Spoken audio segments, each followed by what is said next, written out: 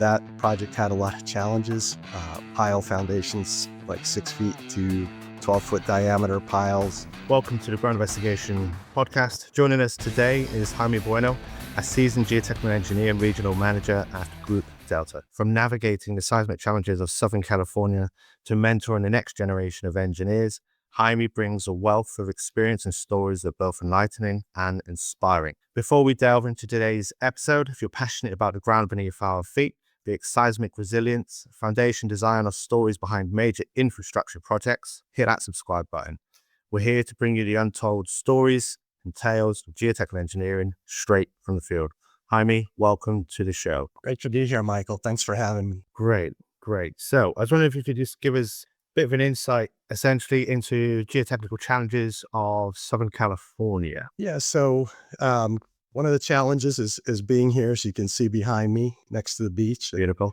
And trying to focus on the geotechnical while the ocean's calling out for you. But other than that, geotechnical challenges in Southern California, we have a little bit of everything. We have some areas with, kind of wetland conditions, soft clays, dredging, harbors, these kind of things. Then we have kind of alluvial basins with soils. We have windblown deposits, sand dunes, old Pleistocene sand dune deposits. And then we have a lot of hillside conditions with stability problems.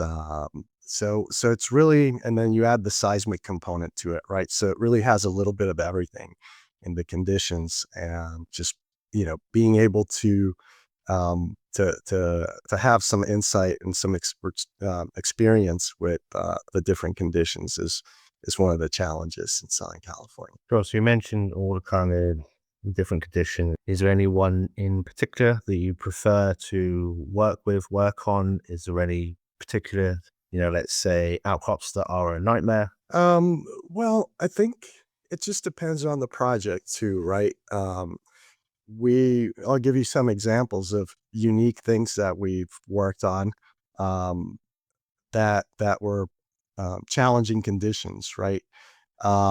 We have a number of projects where we have fault investigations to go out there and check a site for active faulting.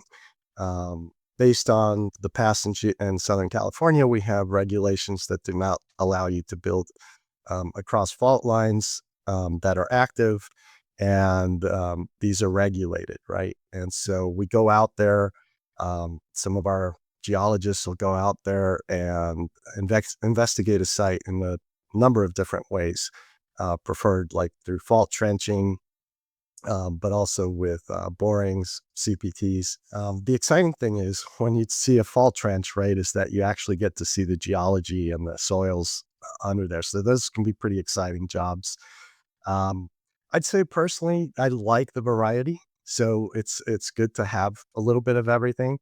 Yeah, so I think, one of the things that I do like about working in Southern California is that you do have the variety. It's not the same geotechnical issues and problems every day. It's not the same, projects that you're trying to address. So working across different markets, whether that's public, private, infrastructure, private developments, and then different geotechnical conditions on sites, I think that variety is appealing, right? I like to delve a little bit into everything. I think it keeps you sharp as well, because when you're kind of working on a project, let's say you've got a load of drilling or trial pits, test pits, and it's all essentially the same, then at some point you just go, right, well, we have strata A, strata B, strata C, and eventually your brain turns off. So when you have a good variety, you have to stay sharp, because otherwise there's so many things that you end up missing.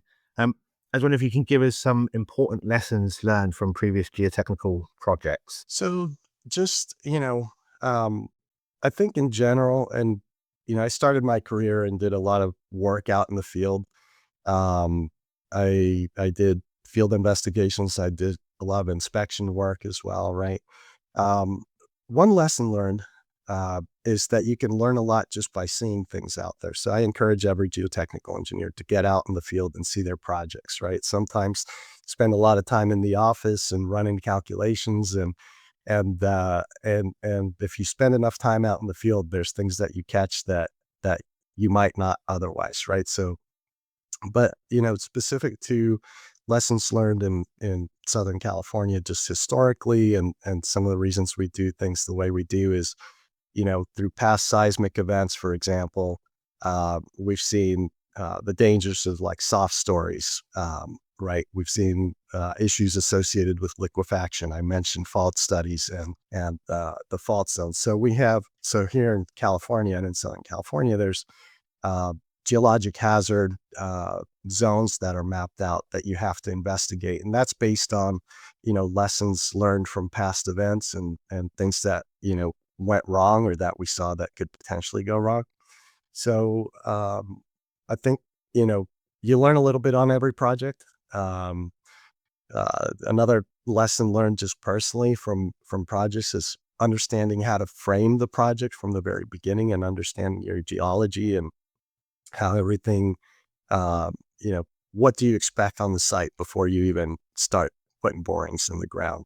I think it's an important element of what we do. Yeah, definitely. What's your kind of ideal makeup? I presume you're pretty much office based all the time now. Do you ever kind of miss the going out into the field? So I definitely don't spend time, much time out doing investigation or inspection work, but I do try to get out there. And just in the last week, I've been to a couple job sites, so I do miss it. I think, like I said, you learn a lot. You've learned both about, investigating geotechnical conditions, but just the constructability of things that you're recommending. And I think that's important, especially keeping up to date with new technologies and things that are being used, right? To understand how whatever we're recommended is being implemented out in the field. And on the investigation side, you just see something differently when you have eyes on the ground, than just looking at data. It's a nice place to be when you're out in the middle of a field with maybe a driller, drilling assistant, no one really around. So just got the, drilling through whatever strata you've come across on the soil, logging the rock, away from civilization. Can be like a Oh, that's right. bit of a holiday, essentially, unless you're That's right. city bound, and then it's the polar opposite. There's people all over the place asking you if you've struck oil and all the rest of the things that the public generally say. Struggling to find top geotechnical and geoenvironmental talent? You could use a generalist recruiter, or you could use a specialist. At Geo Expert Search, we place experts where they belong.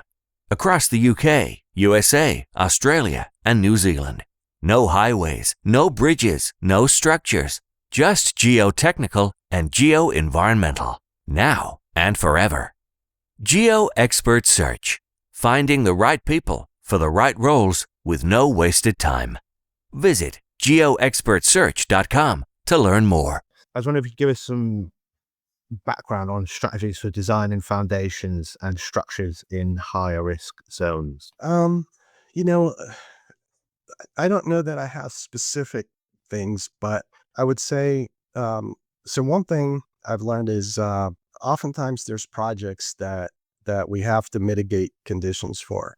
And I think so some strategies or advice I give is, trying to understand what those conditions are before you get too far down in design. Sometimes we get a project that's already, from concept and into preliminary design, and there's some geotechnical issues, be that faulting, be that liquefaction, slope stability issues, whatever it may be, or soft ground. And sometimes these can be avoided, and the project still might make sense, right? And so, really kind of understanding your site constraints up front is the first part, I would say. And is there an alternative to the project that the owner and the stakeholders are okay with before we get into solving a complicated problem that might have an easier fix than just geotechnical design, right?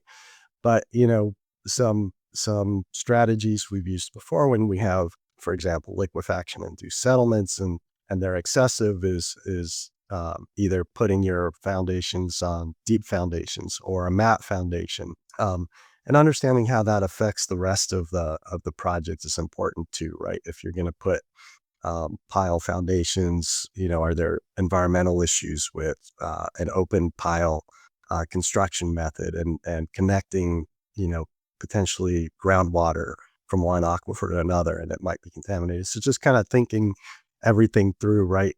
See how our solutions affect other disciplines and other site conditions, rather than just focusing on it. But some strategies for high risk areas is looking at some of these kind of foundation alternatives, potentially ground improvement, um, and like I said, just seeing how it all kind of fits together, and is there a way to avoid the issue altogether. What's some of the most notable projects that you've led or contributed to? So led a number of them, and contributed to a lot of them.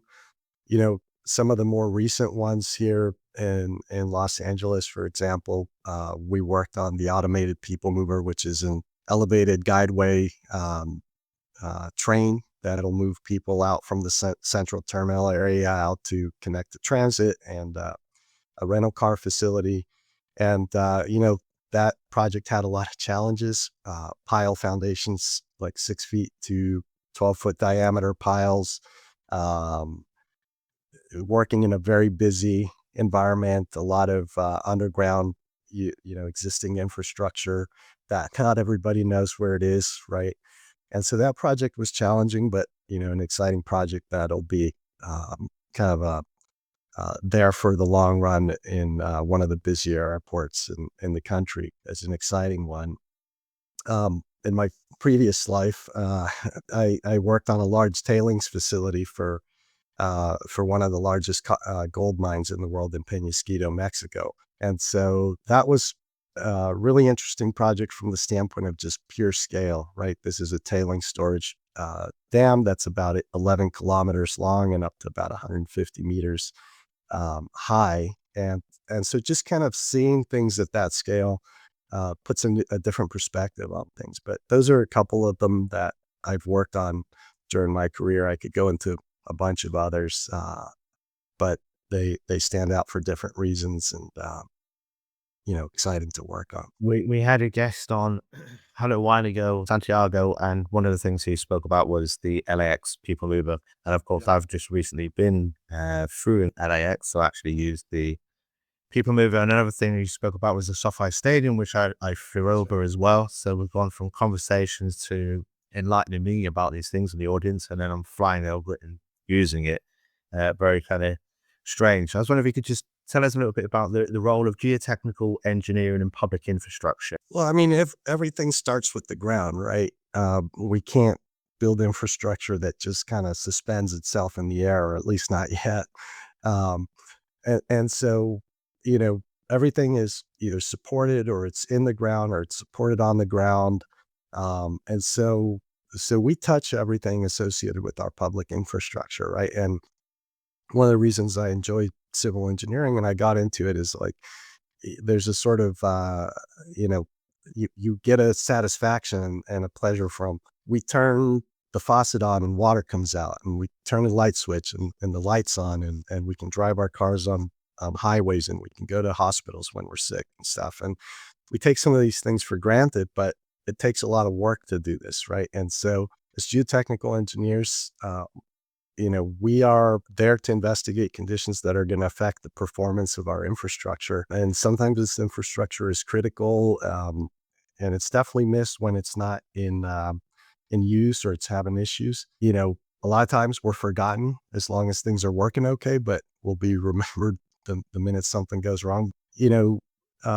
It's a lot of satisfaction to be able to work on stuff that we know contributes to the functioning of our community and the infrastructure that's needed to help everybody's lives. So yeah, I think the role is that, right? Everything is supported or surrounds a lot of our infrastructure. Yeah, it's intrinsic to civilization, I suppose. And I suppose on the other side, you can kind of do the geotechnical engineering side, and then it's ground investigation. It's all covered up.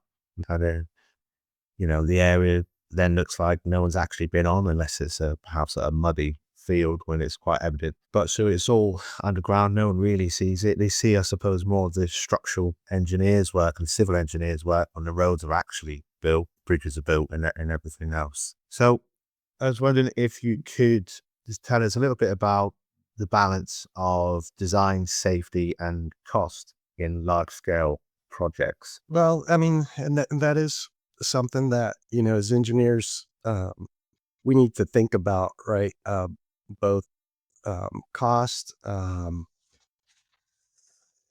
performance. And I think, both as geotechnical engineers, but also bigger picture, it's an important thing to think about. And you don't want to just focus on like, hey, how do I make my design as efficient as possible and with less cost, like the performance and the resiliency matters, right? And so what's the intent and what are, one thing to keep in mind is what are the consequences if something goes wrong? Does this thing need to perform long term? If it has a performance issue, is that going to be a problem? How big of a problem? And how critical is it? And also even with private developments, right? Somebody may say, I'm okay with designing to code, and I have an office building or something, and the earthquake happens, everybody will be safe, but I know that I can't use my building anymore and I'm okay with that. And somebody else may say, well, I want to keep using my building, right? I want to keep things running. And so having these conversations and understanding really what's the intent, and also making it easier so that during construction, things are, things have less of a chance to get misinterpreted. And by that, I mean, we may design foundations and there may be piles or, for example, right? A pile foundation cast in place. You don't want to make every pile a different size and a different diameter and different steel reinforcement because if you can imagine when you're out there building this thing, it just gives it more opportunity for something to go wrong, right?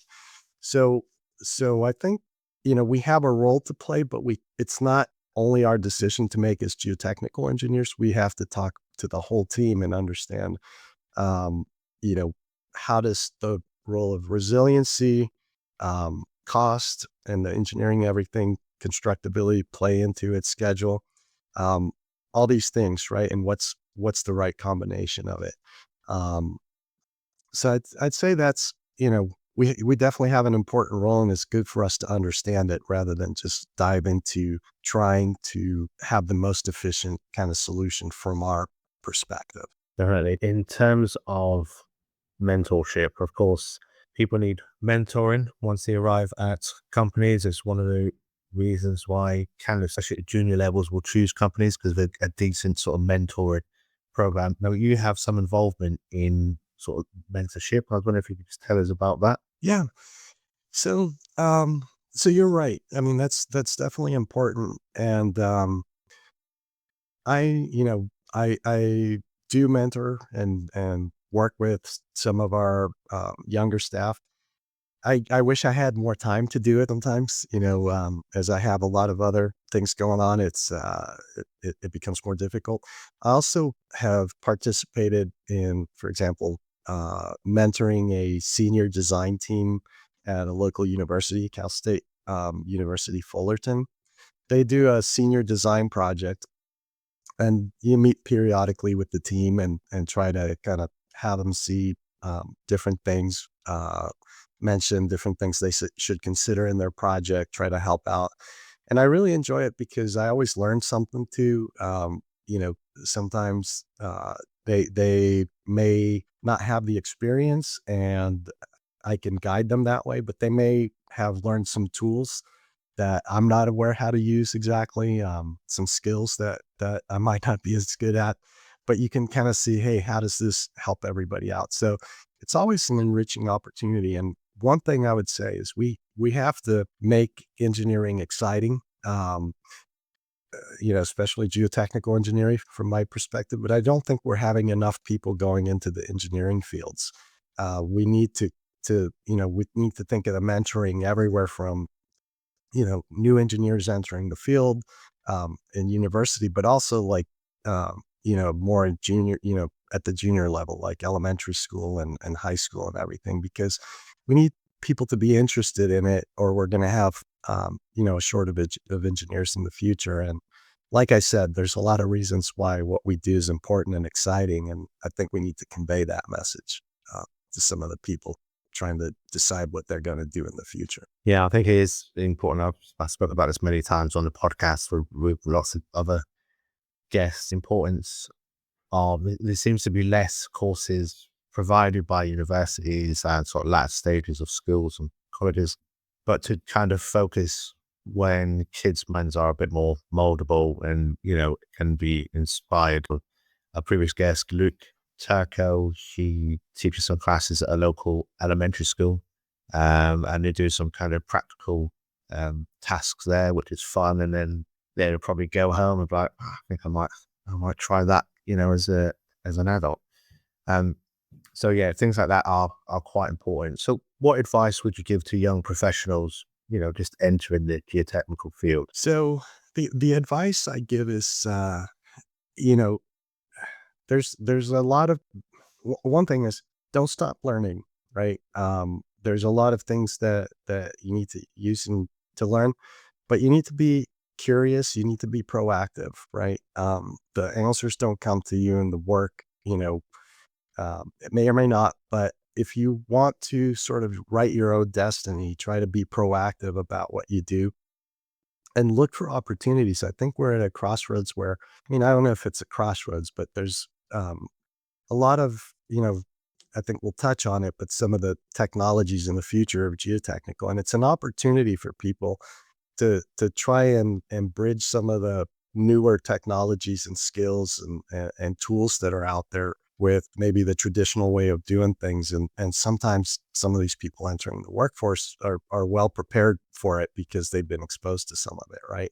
So I would say, be curious, proactive, and look for those opportunities to, as you learn more about the profession, like things that you know how to do, how can they add value to the way things are being done?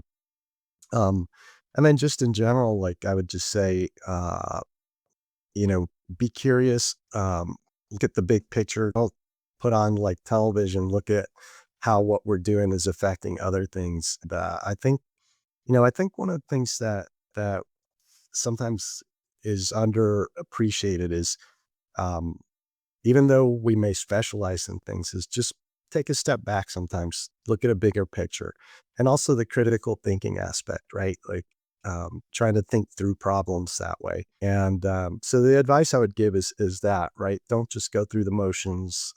Even when you're given a task, if you're sent out to the field to do one task, look around you and see what you can learn from other things going on.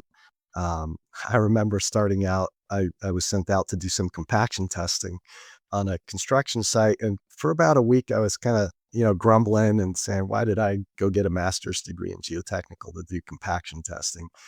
Until I decided, well, I'm going to go ask those guys over there, what are they doing? I'm going to see these guys, putting in, shoring, like how does their equipment work? Or how does this other thing work? And then it became a lot more interesting, right? So that's what I would say. Keep an open mind and keep your eyes open. There's a lot of stuff you can learn beyond just the task. And even when you're given a task, uh, don't just go through the motions. If something is telling you it might be time to rethink the task because of what you're seeing, especially when you're out in the field collecting data, talk to your project manager, your senior engineers, and say, "Hey, I'm seeing this.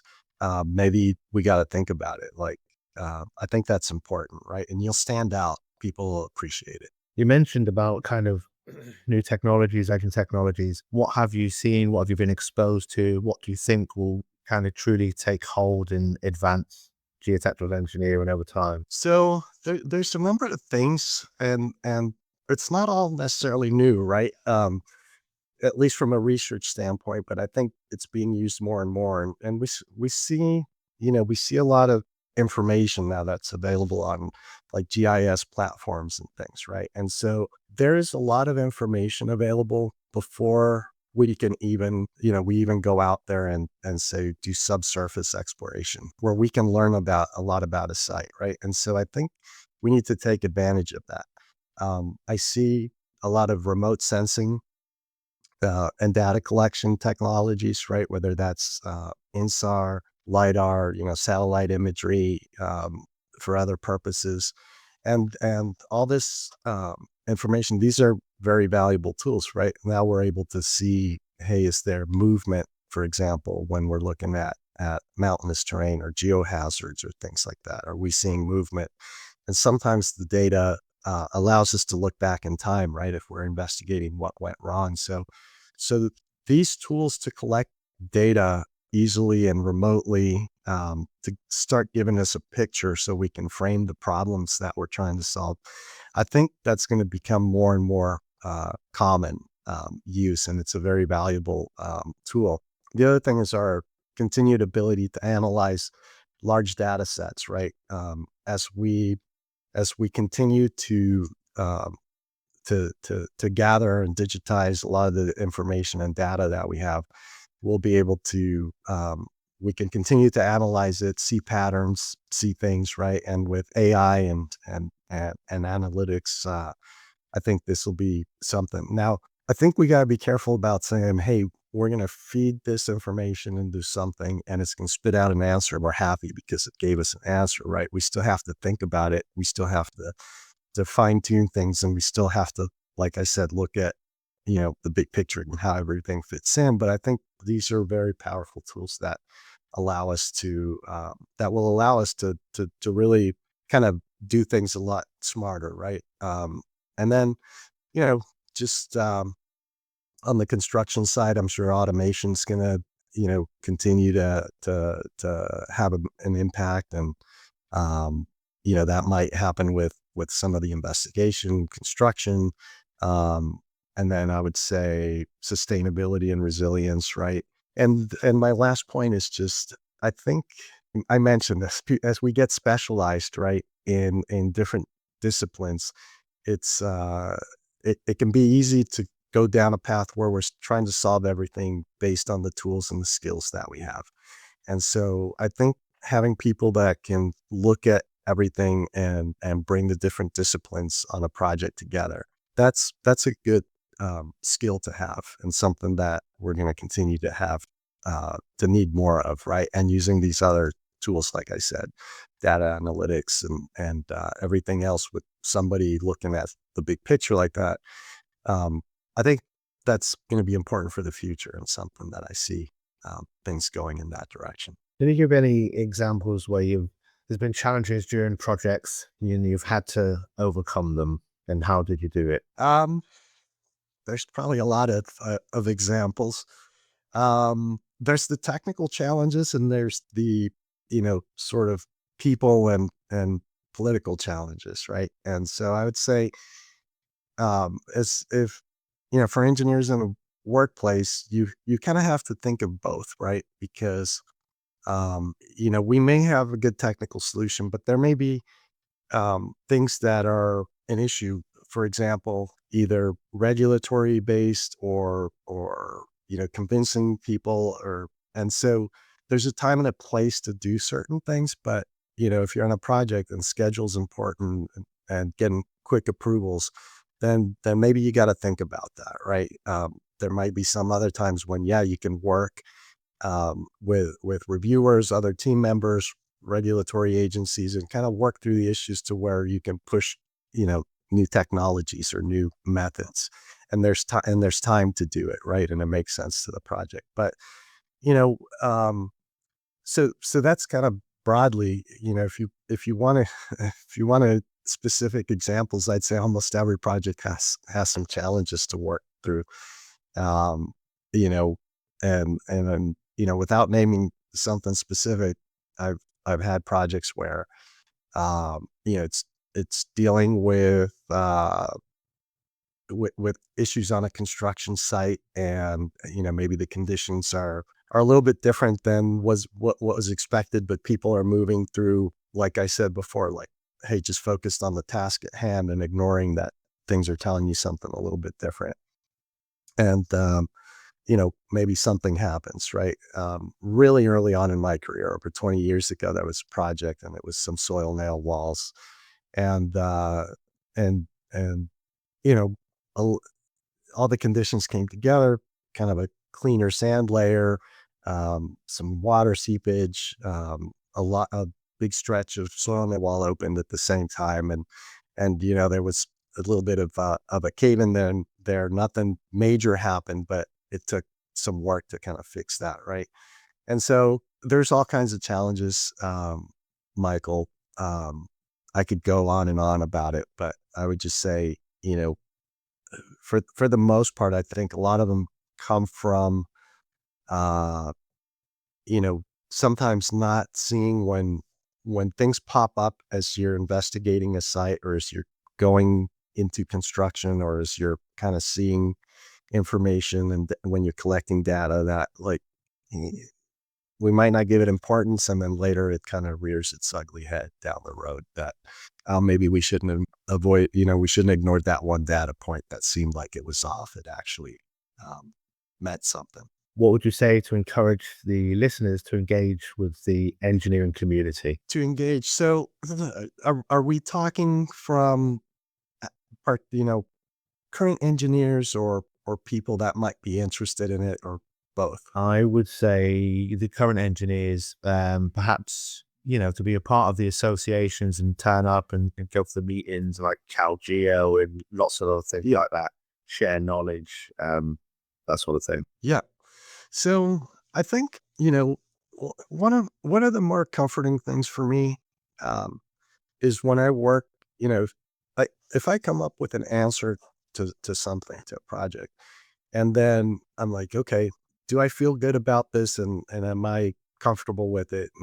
And hopefully I am, right? But when you work with others and you kind of get some feedback and you get that reassurance that, yeah, you know, we all kind of agree on this, like, it gives you that reassurance and comfort, right? Like, yeah, okay, I was on the right track and you work collaboratively with others. So reaching out to organizations and being involved with the engineering community allows us to share our experiences and thoughts, part of what we're doing right now and saying, okay, where do we see things going? Where have we had issues in the past? What can we do better? And just, it takes a lot to learn those things and it can be a lot of heartache to learn it on your own through your own personal experiences. So the more we kind of reach out and communicate together, the more we can learn from that. And it's better for our communities and our society, right? If we do that.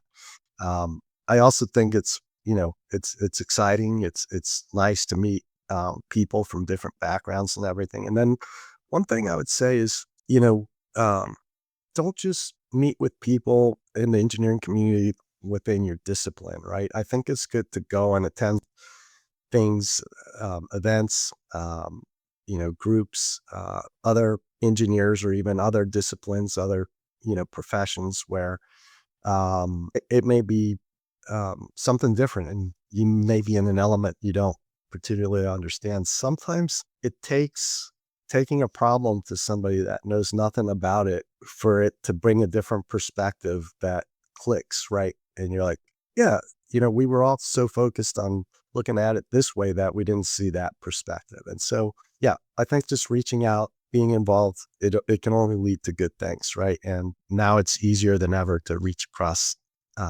engineering communities and people and professionals across the globe.